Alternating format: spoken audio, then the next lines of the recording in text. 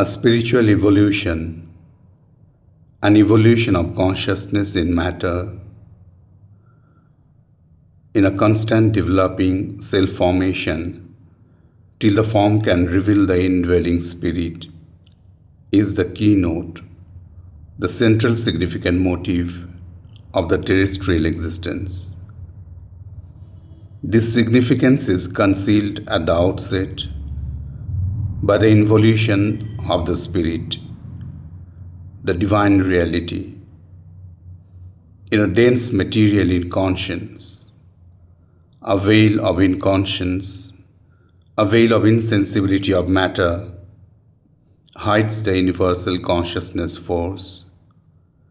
which works within it, so that the energy, which is the first form, the force of creation assumes in the physical universe, appears to be itself inconscient, and yet does the works of a vast occult intelligence. The obscure mysterious creatrix ends indeed by delivering the secret consciousness out of its thick and tenebrous prison. But she delivers it slowly, little by little, in minute infinitesimal drops, in thin jets, in small vibrant concretions of energy and substance,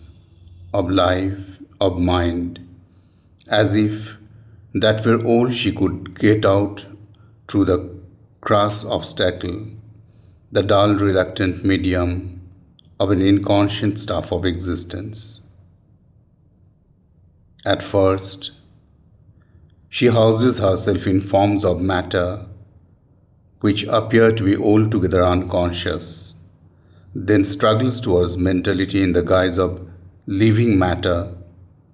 and attains to it imperfectly in the conscious animal. This consciousness is at first rudimentary, mostly a half subconscious or just conscious instinct. It develops slowly till in more organized forms of living matter it reaches its climax of intelligence and exceeds itself in man, the thinking animal, who develops into the reasoning mental being, but carries along with him,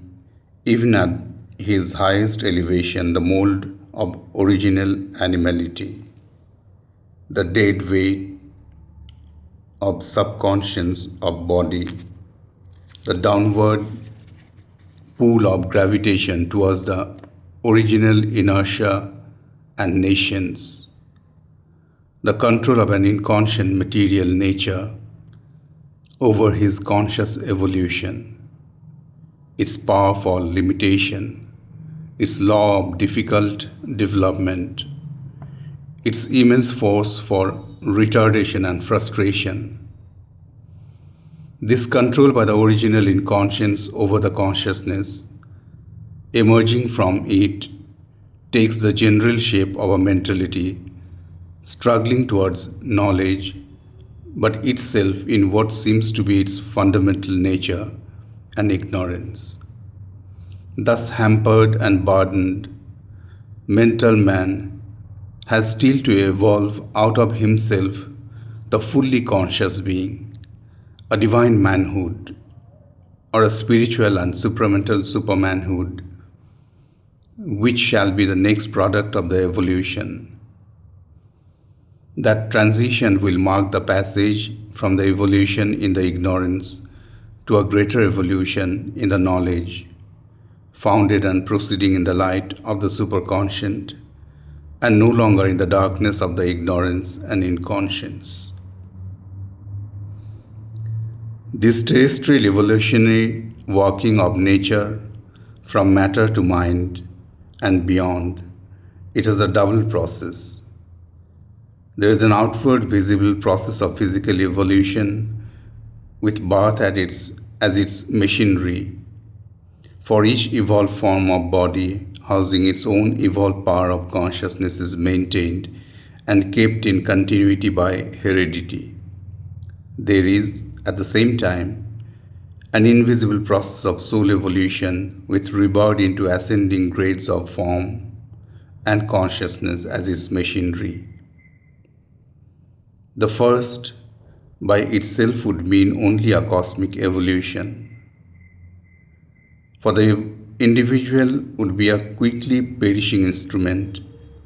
and the race, a more abiding collective formulation, would be the real step in the progressive manifestation of the cosmic inhabitant, the universal spirit.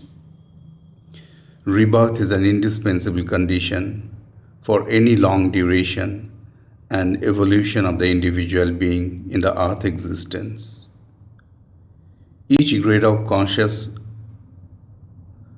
each grade of cosmic manifestation, each type of form that can house the indwelling spirit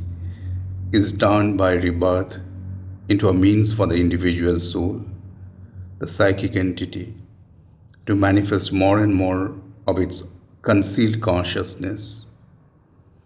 Each life becomes a step in a victory over matter by a greater progression of consciousness in it, which shall make eventually matter itself a means for the full manifestation of the Spirit.